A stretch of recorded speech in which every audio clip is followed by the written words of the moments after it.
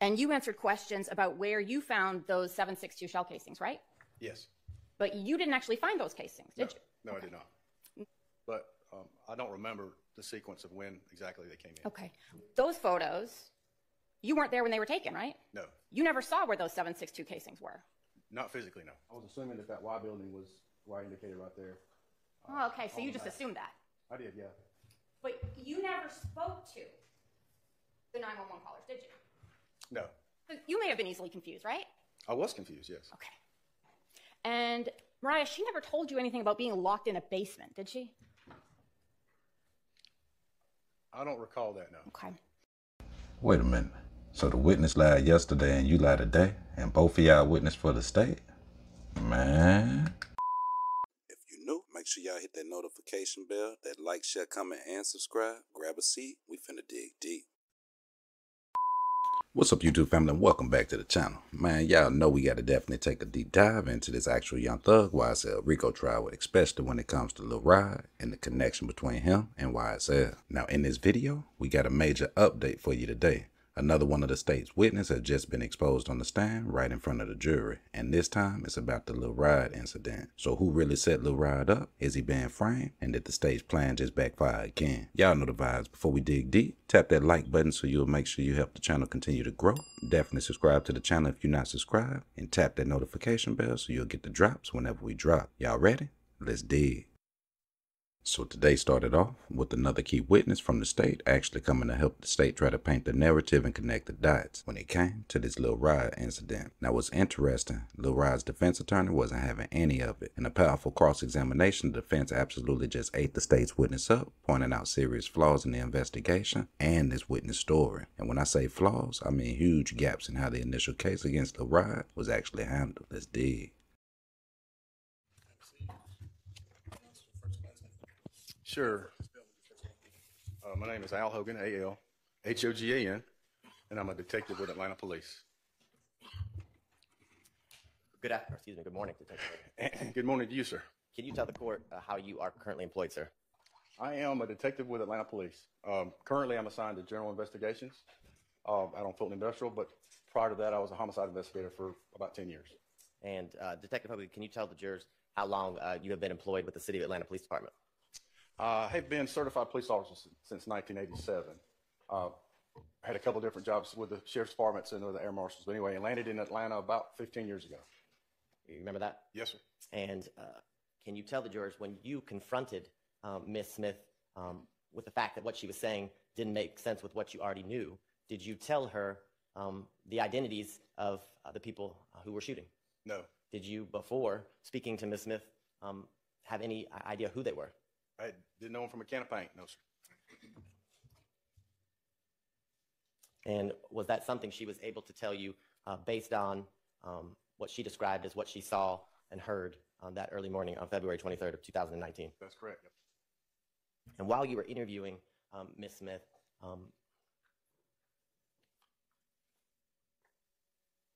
did you provide her with any facts as it related to the identities of Mr. Ryan or Mr. Blaylock during that interview? No, sir. Okay, and was that information that she was able to provide, or did she provide you information that assisted in your investigation in identifying both Little Rod and Mr. Blaylock? That's correct. Now, after speaking with Ms. Smith, can you tell the jurors, did you attempt to identify another female described to you during Ms. Smith's interview? Yes. And can you tell the jurors who is that? Her nickname was Brazen.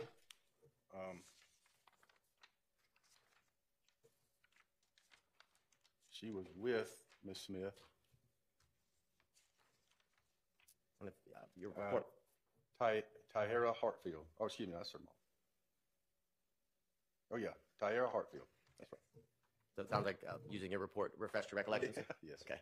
And in your identifying Miss Hartfield, can you tell the jurors, based on your investigation into Miss Hartfield, what her living situation was? She was a runaway, listed as a runaway at the time. The information that you've talked about here today, can you tell the jurors, did you make charging decisions? I did. Okay. And can you tell the jurors, did you swear out warrants for the arrest of Mr. Ryan and Mr. Blaylock? Eventually, I did, yes. Okay. And can you tell the jurors, did you ultimately get to speak with Ms. Hartfield? I did. Okay. And without telling me what she said, did you, I guess, speak or interview her in a similar fashion that you've described as it relates to Mr. Mitchell, Mr. Uten, and Ms. Smith? Yes. Okay.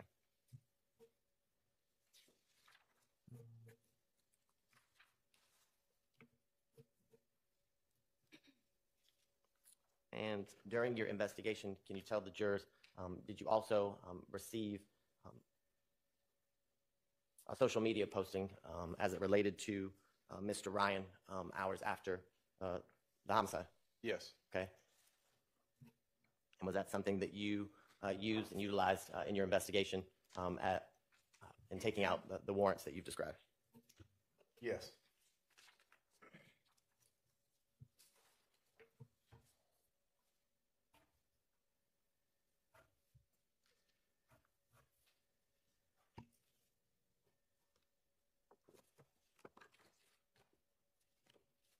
One moment.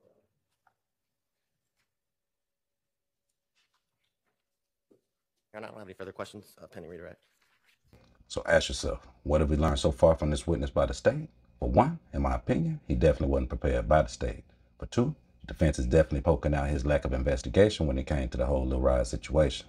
But ask yourself, did the state know that they left off critical pieces of key evidence that could have proved Lil Rod's innocence from the beginning? Let that sink in. Now, what we're about to see is the rest of the state's narrative with this investigator actually get dismantled right here by the defense in front of the jury. Let's dig. With the witnesses you spoke to? Not all of them, but yes. Okay. You haven't had a chance to review them? I haven't reviewed, I reviewed Mr. Mitchell and Mr. Uten's recently. The others have not. Okay. All right. So I want to start. You've been an officer for quite a while, yes? Yes. And so you know that when you are getting information from people, it is of the utmost importance to make sure it's accurate, right? Yes. And that's one thing you were doing with Ms. Smith, is confronting her with facts to test whether what she was saying was accurate, correct? That's correct. All right. And especially in a situation kind of with young people, they may not always be fully forthcoming in the beginning, correct? It's not limited to young people, but yes. Right. Especially if they think there's something they could get in trouble for, correct? Yes. All right. And the folks that you were speaking with in this situation, they were not, well, the two young men you spoke with, they were not lawfully allowed to have weapons, were they? No, I don't think so. Okay. So that's something they theoretically could get in trouble for if they admitted to it. Yes. Okay. So when you're speaking with them, when you're speaking with Ms. Smith, you're asking questions to make sure you can verify things. One of the things you told Mr. Mitchell you would do was get his Instagram records, correct? I may have. That doesn't come to mind off the top of my head, but it would be something I would do. But I don't remember if I told him that. Would it help refresh your recollection to see a copy of a transcript from that interview? Sure, yeah. Right. So were you planning on getting Mr. Mitchell's Instagram records? I may have been. It's hard to say. This is a lot of years ago, so it's part of my tools that I use for in each or any case that I have that I work. If there's an opportunity to pull those, and I need those, then yes. But I don't remember if I wrote a warrant for his Instagram or not. Okay. You said if you have the opportunity, you certainly had the opportunity, right? Yes. Okay. And with those, if you had them, you could come back to him and say, hey, was this true? Was this not true from what you told me, correct? Yes, I could, yeah. Okay. And Mr. Mitchell and Mr. Uten, they were both cooperative, correct? Yes. So if you wanted to follow up with them, they gave you no indication that they wouldn't speak to you or anything like that. They were readily available. Yes, not at the time. They were cooperating with me that day, yes. You didn't attempt to contact them any other times, though, did you? I don't recall doing so, no. Okay. So in this case, do you recall what search warrants you did take out? No, not all of them, no. Okay. Do you recall taking out warrants for Instagram records? I do. Do you recall whose records you requested? I know I got little rods. I got Bally's. And without going through the index on my report, I can't tell you exactly, but I know I got little rods and I got Bally's. I got Rodelius Ryans, and I got Damon Blaylock's. May have gotten Mariah's and Brazy's as well, the Tyara Hartfield and Ms. Smith. Okay. What was your purpose in getting those records? It's any information there that might help with the investigation. Okay. Did you look at those records? Not personally, no. I looked at some of the pictures. It comes in a format. Again, as I indicated, I'm not a computer guy. I'm not even on social media. I gave that information to somebody who could put it in a format that was easier to read, and then those people looked through it, and they let me know what they found. So it wasn't for you to get more information. Someone else was supposed to get more The information. information is going to come to me. It just didn't come through me. So at what point did you get the information of what was contained in those Instagram messages? When they gave it to me, I don't know what day it was. Who's they? I don't remember who the analyst was that did the examination of those records. Okay. And the examination of those records, I would assume you included in your report? Some of them, yes. Some of them. Could you let me know then when? I assume if you put them in your report, it says then when you got them, correct? It says when I put it in the report. Let me see. I mean, that's something you would put in the report, right? When it jumps out at me was from February the 26th of 2019. Somebody sent me an Instagram post on that day, and it was a short video that showed Mr. Ryan riding in a car. Okay, but that's not the Instagram records, right? It's from Instagram. That's not the Instagram records for which you obtained a search warrant to get so you could get more information, correct? I haven't verified it, but if it came from his Instagram and I got a search warrant for his Instagram, then yes, it would be in there. Right. I just got it before I got the search warrant records back.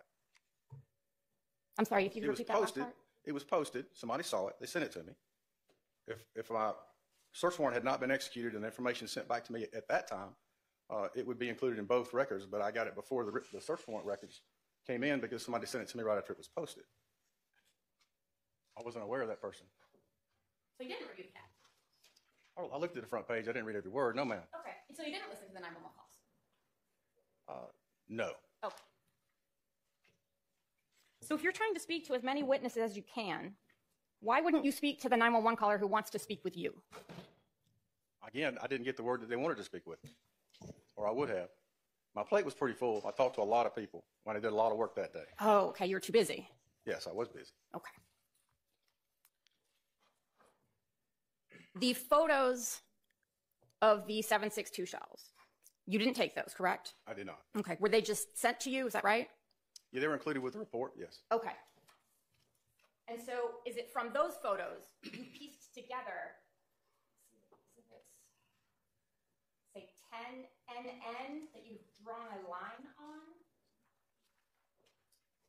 So as you see, Lil Rod's attorney argued that the witness' lack of investigation was one of the major reasons why Lil Rod was actually set up to potentially take this fall. And with the jury watching all of this unfold in real time, you've got to wonder, did the state's plan again just backfire? Did they bring another witness in only to end up getting exposed and exposing more weakness in their case? 10 NN, you drew this line, correct? I did. Okay. And this Earth image or whatever it is, that accurately depicted the apartment complex as you observed it, correct? That's correct. Okay. So, and the line on the left side where it starts, that's your belief, that's where the 7.62 shell casings were. That's correct, yes. All right. Because somebody sent it to me right after it was posted. Okay. I think a second ago, because you said you didn't confirm it, right? You're going to have to, I don't understand what you're saying. I've confirmed it. Yeah, what are you talking about?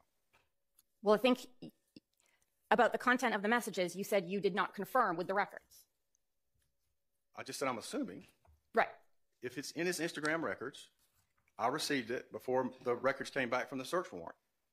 I'm assuming that information that I received that day before the records came back would be in the records when they arrived to me. Okay. We assume. See, right there is why we should have stopped. Now, this should raise a huge question. What was the actual purpose of this witness and his actual testimony? Was this witness testimony here to actually help the state?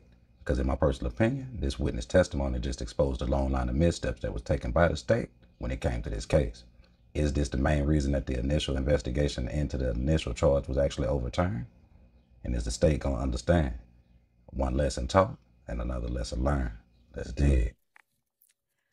So without those records, having looked at them, there was no way for you to go to Ms. Smith or Mr. Mitchell or anyone else and say, hey, you told me X, Y, Z, but your records say something completely different, right? I did not do that, no. Okay. You could have done it, though, right? Yeah, sure. And that would have been confirming, right? Sure, yes. You testified to earlier about the actual crime scene. Questions about where you found certain things. Do you remember that? Yes. And you answered questions about where you found those 7.62 shell casings, right? Yes. But you didn't actually find those casings, did you? No, I did not. Those photos, you weren't there when they were taken, right? No. You never saw where those 7.62 casings were. Not physically, no. So when you say you found them, you didn't find them. Someone else did. I said they were found. I'm not sure that I said I did. Okay. When did you learn about those casings? Later on the same day that the murder happened. I was at the office when I got the call. Okay. And when you spoke with Mr. Mitchell and Mr. Uten, were you aware of those casings?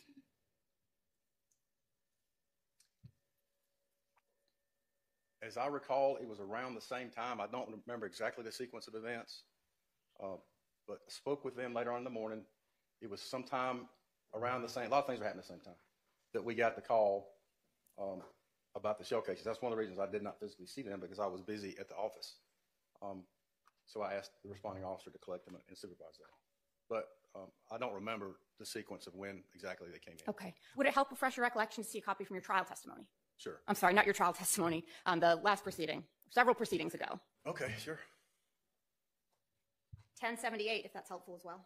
Okay. Yo, stop what you're doing real quick.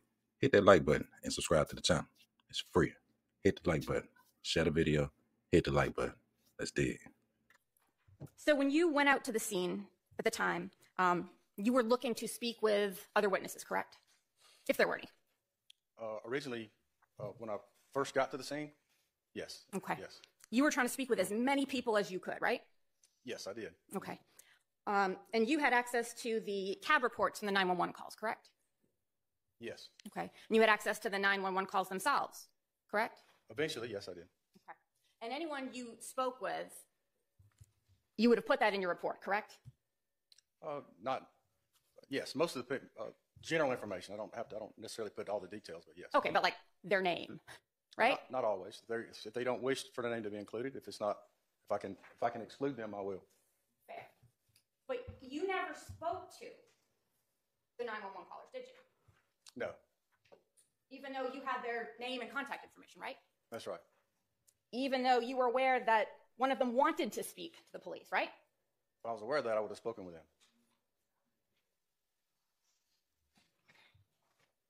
Now, to be fair, we've seen time and time again in this trial how the state's witnesses are struggling to hold up under cross-examination. Again, today was actually no different. And it's actually starting to become a clear pattern that the defense is doing a fantastic job exposing just how the state assumes too much when it comes to this case. And ask yourself this, who really set Lil Rod up if he was set up? Was it a play from the state, the detective, or the witness from yesterday? And if Lil Rod's initial charge was overturned, is it possible that the jury will see it the same way? So looking at 10NN, officer, you said it was consistent. What happened to that line of bushes? They're not there. Okay, what happened to the AC unit? It's not there. So how is that possible? Well, when I got the information from the officer, I memorialized what he told me, what he found. He said it's by the Y building. I was assuming that Y building was where I indicated right there. Oh, okay, so you just assumed that. I did, yeah. Okay. It's in the same complex. The picture with the shell casings is in the same complex. I think it's in the next building back in that. Okay. But so you didn't go out to the scene and see where those 7.62 casings were, right? I've said that a couple times. So you can't say for sure, actually, that 10NN is even where those were found, right? That's correct. Okay. I can say they came from the complex, but Fair. exactly where in the complex? I don't know. Fair. And with this image, I'm going to point you to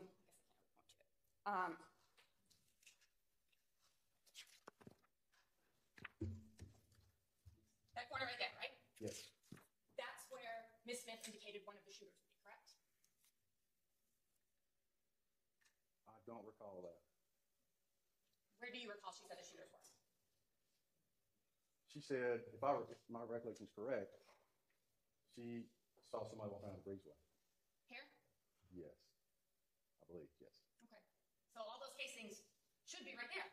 Yeah, but the buildings are very similar in design, and there's two sets. So there's breezeway that goes through both sets of buildings.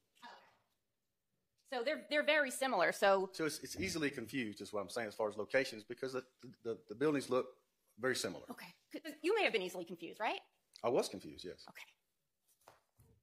And Ms. Smith, during the earlier parts of her interview, she had only talked about one shooter, right? I recall she said she saw someone with a long gun, and she heard shots. I don't recall if she indicated whether there's more than one shooter or not. I don't remember that. Should I refer to something? So earlier on in the interview, or when in her interview, I think you talked about, she said some things which weren't consistent. Yep. And then you consoled her. Yes. And then she was more consistent after that, right? Yes. So was Lil Rod actually just a victim of the state's manipulation to try to secure a conviction when it came to this case? Let that sink in. And it's interesting because, as you see, each witness that comes up by the state, the defense comes back on cross-examination and actually sweeps the state's narrative right away. So again, was this actually just put on this actual RICO conspiracy trial just to try to enhance the case? Or was this witness testimony just another calculated misstep to an already crumbling case? Let's dig. At what point between those did she go from one shooter to two shooters?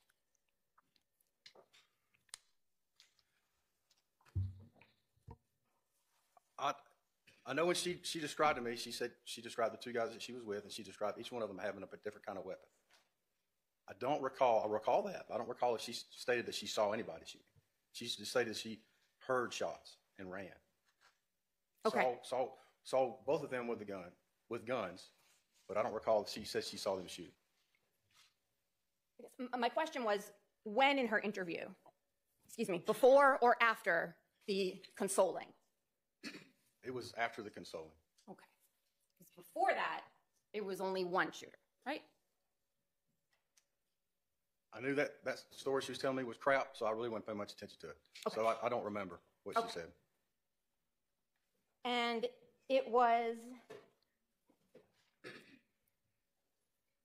between what was the consoling? We'll go there. What was what? When you consoled her. Mm-hmm.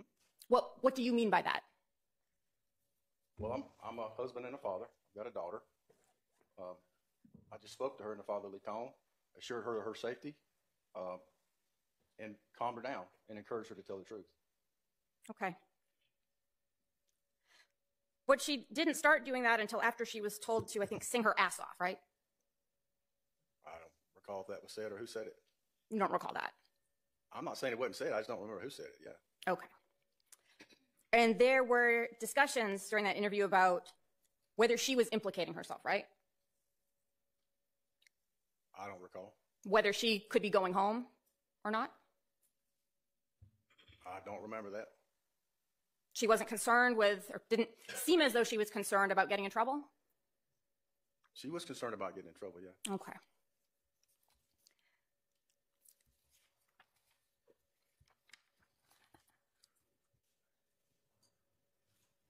I don't recall that.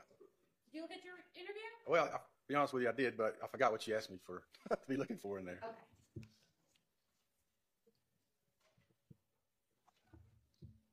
Maybe it's a question. Ask me each person at a time.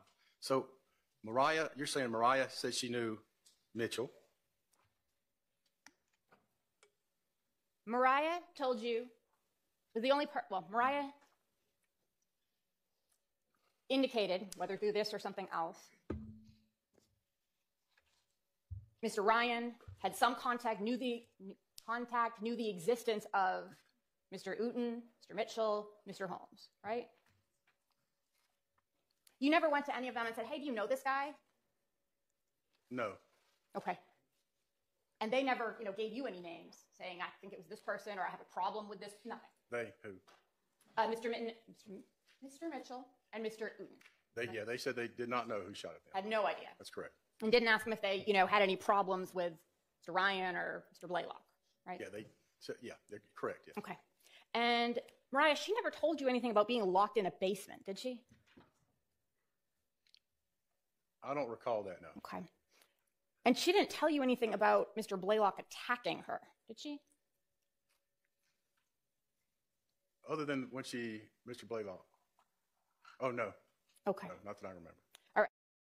Now this was a definite huge win for the defense, especially when it comes to Lil Rod. Now for one, Lil Rod's already in another sticky situation that he definitely has to face. But when it comes to this whole YSL conspiracy, all it took was one act, whether it was complete or not, just to premeditate. And speaking of the word premeditate, ask yourself this: was this a premeditated move by the state? They knew that this initial charge was actually already overturned. So I'm gonna ask y'all, who framed Lil Rod? Was he actually just a fall guy? Or did the state actually leave this case open to try to tie it to this actual conspiracy? Man, y'all jump in the comments, let me know y'all's thoughts. Was Lil Rod framed? Did the attorney go off? And was this another L for the state with another witness that just flew by the way? Man, I'm your host, Jay, and y'all remember, the life you save might be your very own. Man, subscribe to the channel if you're not subscribed. Tap that notification bell, turn the notifications on. Tap that like button on your way out, whether you're a fan of the case, enjoyed the content, whichever it is. Until next time, remember, I'm your host, Jay. Gone.